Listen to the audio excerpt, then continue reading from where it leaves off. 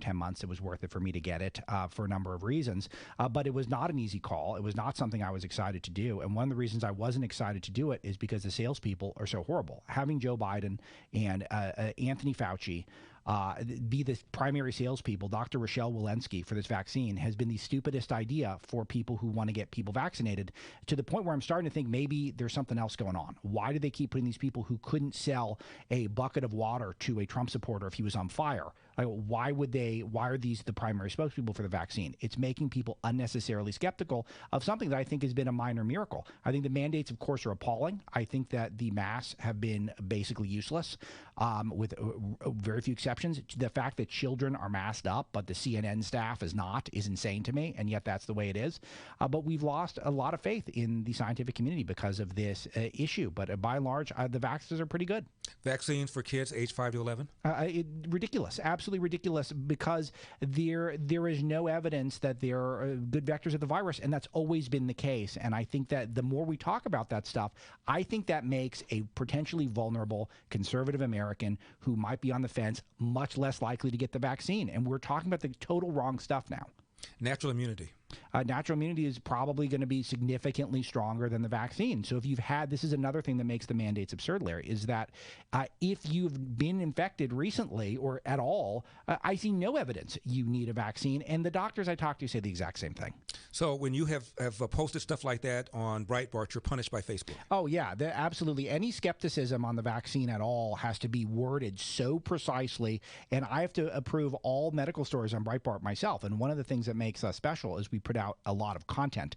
The quantity is one of our values at Breitbart, and I have to approve all the coronavirus stories personally because every single word must be combed over with a fine-tooth comb. I've had to consult outside doctors throughout the pandemic to make sure we get everything right. We want to get everything right, but part of the extra scrutiny is that there is a narrative and agenda with these vaccines coming from the Facebook crowd. What about your posts about the 2020 election? We all know all sorts of irregularities, anomalies, Yes. Shenanigans took place. What about your posts there? How careful do you have to be about posting anything about the 2020 election? Every bit. You really are touching on all of the toughest things in my job these days, because that's another one where we have to make deep calculations on whether the juice is worth the squeeze, because if we're raising legitimate concerns, and there are many legitimate concerns about the 2020 election, they all get flagged and lumped in with some of the more ridiculous ones, like the Dominion Energy, or I'm sorry, the Dominion Energy is a Virginia company. The Dominion voting systems, that didn't turn out to be anything. I looked into that in my book. There was nothing there, really. I looked into it, too. Yeah. And it wasn't there. It wasn't what a lot of people thought it was.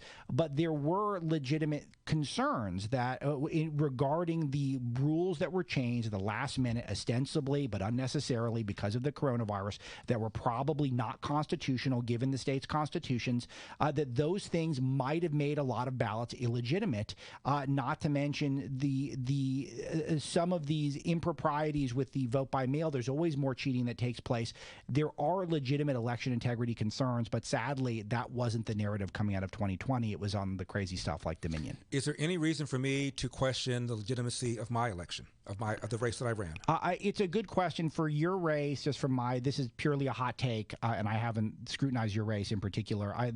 I do think that there's the media manipulation, the media targeting you, and the Democrat machine and how powerful it is in California is probably the reason why things went the way they went for you. And that is something that is almost scarier in a lot of ways, because you were such a strong candidate, especially relative to Gavin Newsom, and there was so much momentum on your side that the Democrats were able to mobilize it that way is just still stunning and just mind-blowing to watch that from afar. And it is, the smears on you were ridiculous, and I know I even got roped into it in a couple times with some of the more heinous people at the LA Times, and my heart goes out to you, by the way, for that. Well, you've never been called the black face of white supremacy. I haven't, but that is an all-timer. I mean, that is an instant media classic, Larry. Like, that will go down for decades. People will mention that.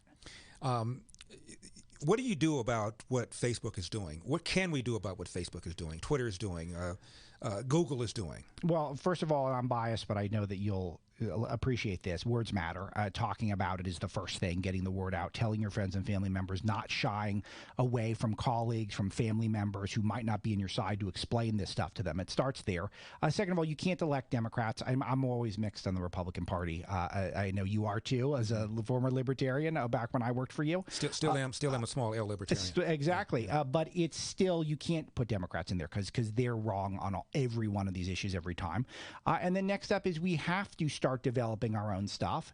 And I do believe that there's a role for breaking up some of these companies when they get too big. And unfortunately, the government's the last resort, but they're just monopolizing information. And now they're censoring facts and promoting what I believe are falsehoods. Is there any prominent person on the left who's concerned about this, who says, I don't like a Breitbart, I don't like their point of view, I don't like what Donald Trump has done about this, that, and the other, but my goodness, what Facebook and these other platforms are doing is unconscionable. Is there anybody on the left saying that? If you pin them down, maybe, but there's very few, and then they immediately get toxified by the left-wing establishment, like the Glenn Greenwalds of the world have been pretty good on this stuff. Even Bernie Sanders, if you pinned him down, would say he doesn't like that Trump was thrown off of social media, but he's not going to make that his cause. He's just going to go back and hide. My in-studio guest is Alex Marlow, editor-in-chief of Breitbart. He's agreed to stick around for our last segment. I appreciate that, Alex. Now, have you ordered the 3-week Quick Start? Relief Factor, only $19.95. That is less than $1 a day to see if we can get you out of pain. After that, then we're talking about less